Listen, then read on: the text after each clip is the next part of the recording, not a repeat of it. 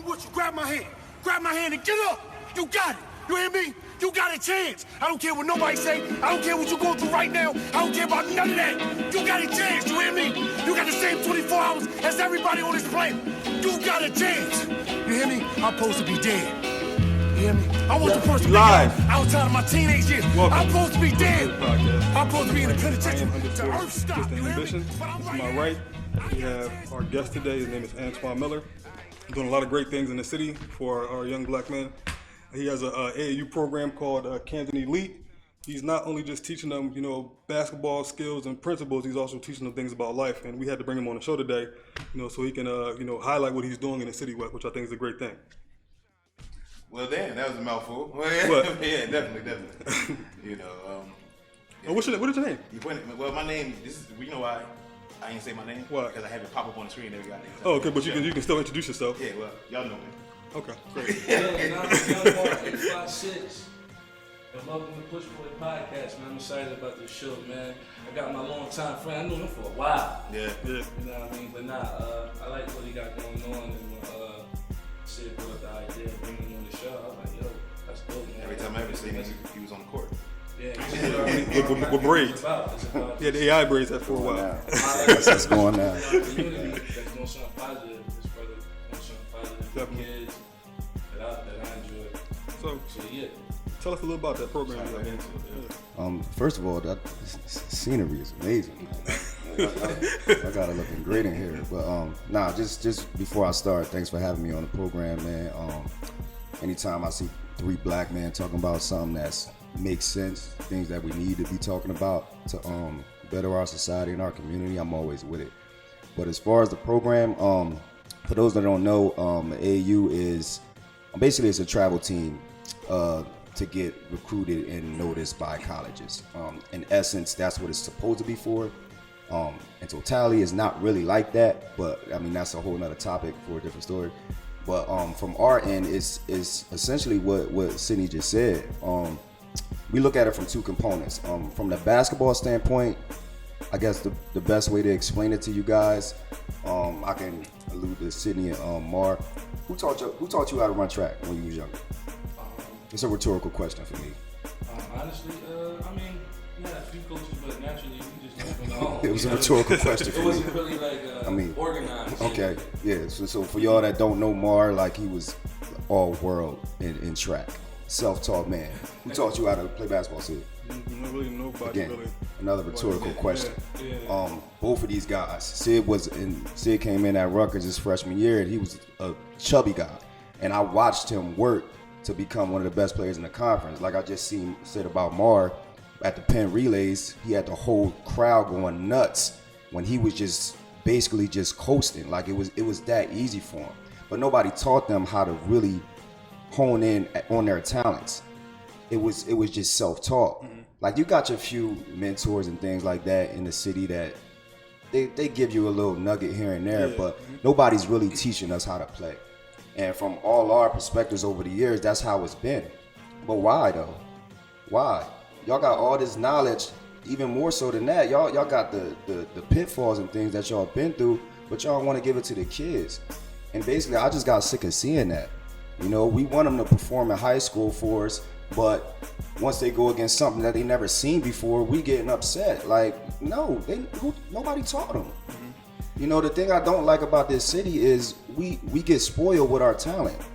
Like we just natural talent. Yeah, we just let the natural talent go and take us as coaches and mentors wherever. And then when it stops and they looking at you as the coach or the elder, I don't know what else to do. Well, because you ain't teach them. Like that's astonishing to me. My question, what inspired you to be involved with the AAU basketball? Like, wanting to start that for Camden and get what inspired you? Right. That's a loaded question. It's an abundance of things. The primary thing is what I just said. I got sick of seeing kids just not know how to play basketball. In my eyes, if you take an inner city kid with the God-given ability that they have, along with knowing how to play basketball, you can't beat them. It's impossible, right? But again, we get so enamored with the talent and we just let that take us that far. The other part of it is Be honest, from a personal standpoint, I'm gaining more of an entrepreneurial mind every single day, and I just don't want to listen to anybody. Like when you work at high schools and colleges like that, for years I looked at it as I love coaching basketball, so I gotta be in this position. I gotta listen to the principal or the AD or a general manager if you coach in college or whatever like that. Because I love it so much, I gotta deal with it. AAU, nah, it's none of that. This is your stuff.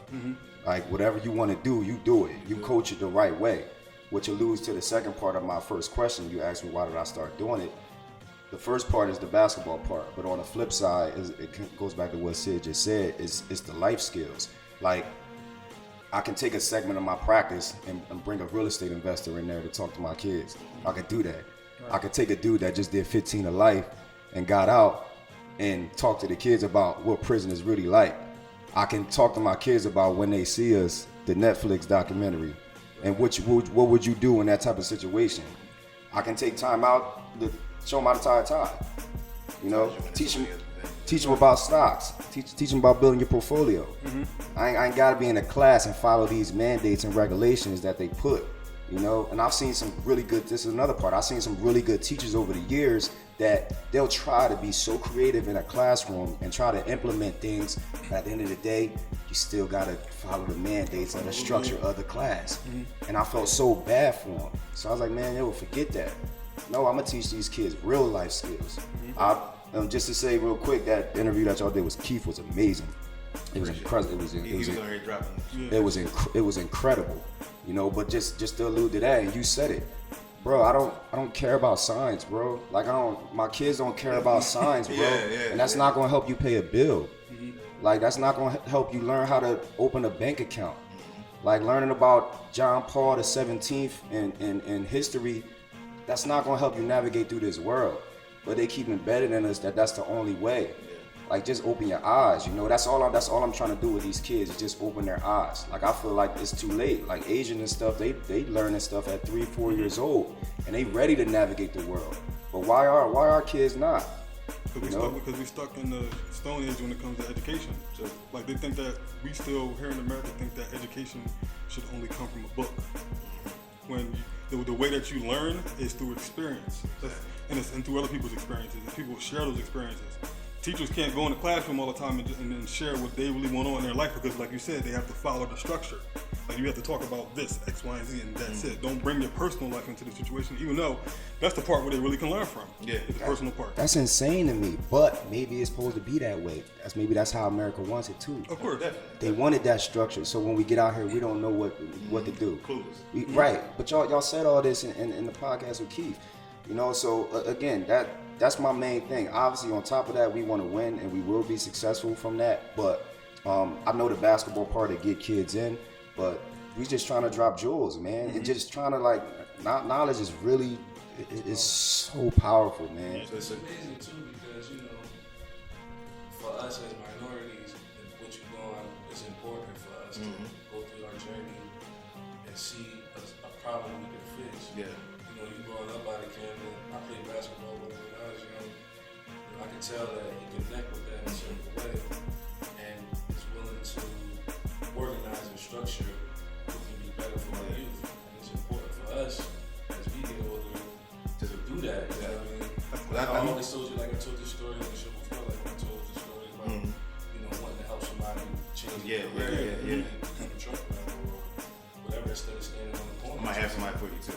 Yeah, so you know, I like that, man. I just like the idea that you know, especially in Camden, you know, poverty-stricken city. You know what I'm saying? For somebody to put emphasis on structuring how to play basketball the right way.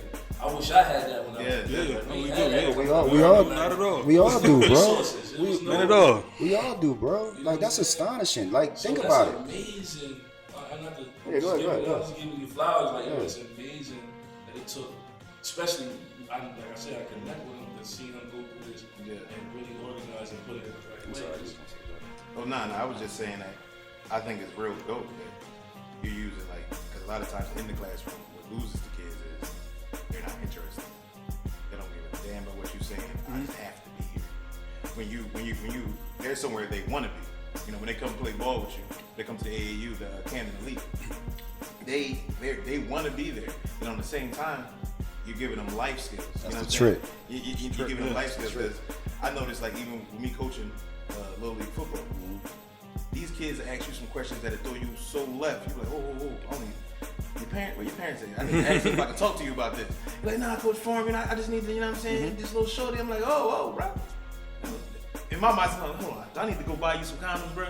Like, you know what I'm saying? Do I need to help you? You know what I mean? It puts you in a situation where you have no other choice. And I think it's real dope how you tie in that AAU with that life skills, because it's gonna help these young men and young women come up right. Now, the thing I was about to say is that the thing that Antoine's doing, they already figured out.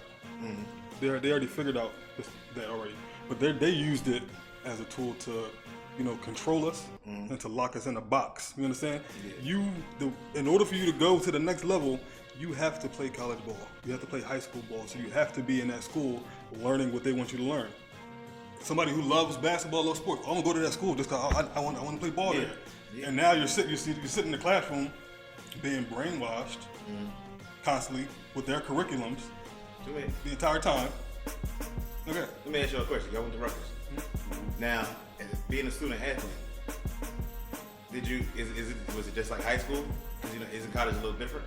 You know, as far as though you're actually there to try to find what you want to do or pursue what you want to be. You answer that first. Okay. Like, is it different?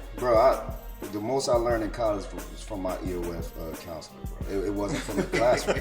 It wasn't from the classroom, and I'm not knocking college at all. If you don't necessarily know what you want to do, it's a very diverse environment that you can go find it or something closer to that. But it's just not gonna help you through life, bro. Like for the most part, it's just gonna get you loans. Like you're just gonna be more in debt.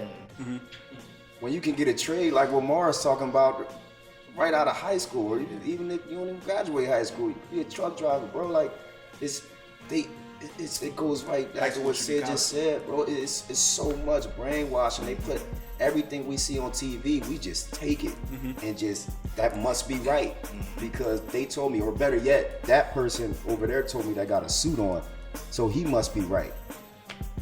That's how I be feeling about labels. We will read a label on anything and believe it to the T. Why? Because it says FDA approved. Exactly. We believe everything. You don't need proof anymore. You don't have to prove nothing to yourself. You don't have to have any knowledge on the situation. You will read it and believe it. Well, it's part of marketing, though. Yeah. I don't know if y'all. I saw one Nipsey interview, and I went and got the book right away. It was it's called the 22 Laws of Immutable Marketing, right? And their main premise about the book is you think it's about your product. It has nothing to do with product, and I was like, what? At first, like, what you talking about? The product always wins. They said no, perception.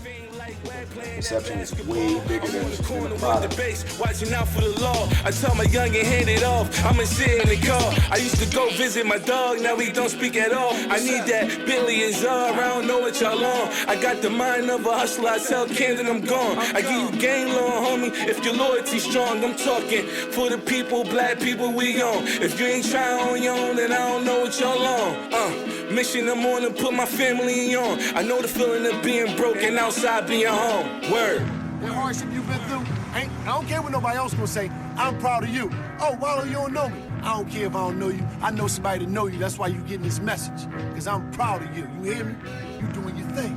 You done went through all you know, I wanted that promotion. You went and got that. I got this idea. You gonna get business to life. Oh, I'm gonna be a better person. I'm gonna get back with my friend. You done that. I'm gonna get back. Oh, I'm gonna put my ego to the side. I know I did wrong. Let me get back with my girl. You done that. I'm proud of you for manning up.